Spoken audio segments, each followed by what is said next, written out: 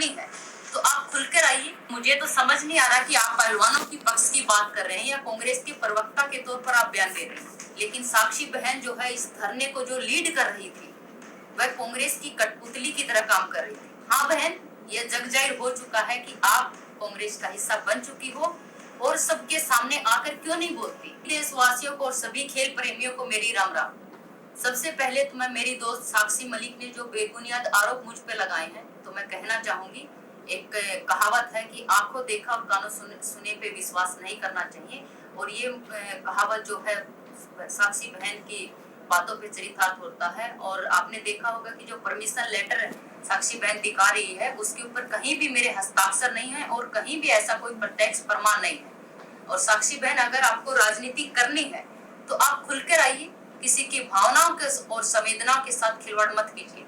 जैसे बहन अपनी वीडियो में कह रही है कि हम राजनीतिक आरोप लग रहे हैं और दीपेंद्र हुड्डा का नाम लेकर हम पे आरोप लगाए जा रहे हैं, तो आज तक साक्षी बहन न तो किसी कांग्रेस पार्टी के किसी प्रवक्ता ने दिया है और न ही कांग्रेस पार्टी के किसी नेता ने अपने बचाव में बयान दिया है। बावजूद इसके कि आप उनको काउंटर करने के लिए हर आदमी को आप ही जवाब दे रही हैं। और मुझे तो समझ नहीं आ रहा कि आप पहलवानों की पक्ष की बात कर रहे हैं या कांग्रेस के प्रवक्ता के तौर पर आप बयान दे रहे हैं। और दीपेंद्र हुड्डा जी, जिस तरह से आप व्यवस्था में बैठे लोगों के ऊपर सवाल कर रहे हैं, तो तब आप कहाँ थे जब 2012 से लगातार हरियाणा कुश्ती संघ के 10 साल तक अध्यक्ष के पद पर बैठे थे? क्या कभी आपने कभी महिला पहलवानों की सूध ली? क्या आपने उनसे कभी उनके दुख दर्द तकलीफ को जानने की कोशिश की? क्या कभी आपने इस बातों का संज्ञान लेने की कोशिश की? लेकिन साक्षी बहन जो है इस धरने को जो लीड कर रही थी वह कांग्रेस की कठपुतली की तरह काम कर रही थी। उनका पूरा नियंत्रण जो है धरने के बैठे लोगों के ऊपर था।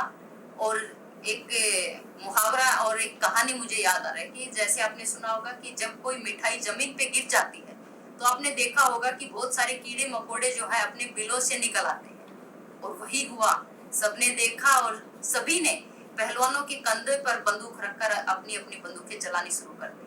और एक भारतीय होने के नाते, एक पहलवान होने के नाते मेरा भी खून खोल रहा था।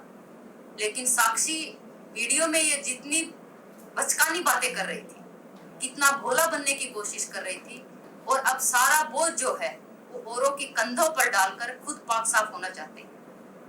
कितना शातिर दिमाग है साक्षी बहन आपका।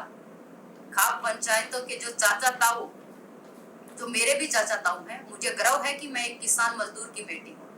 उनके विरोध में होना तो सपने में भी नहीं सोच सकती।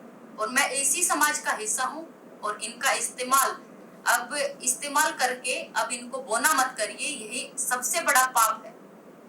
हाँ बहन, यह जग जाहिर हो चुका है कि आप कांग्रेस का हिस्सा बन चुकी हो और सबके सामने आकर क्यों नहीं बोलती।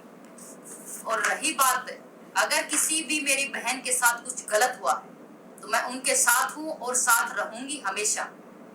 लेकिन उनके लिए कोई भी अगर मुझे कुर्बानी देनी पड़े तो वो भी देने के लिए मैं तैयार हूँ।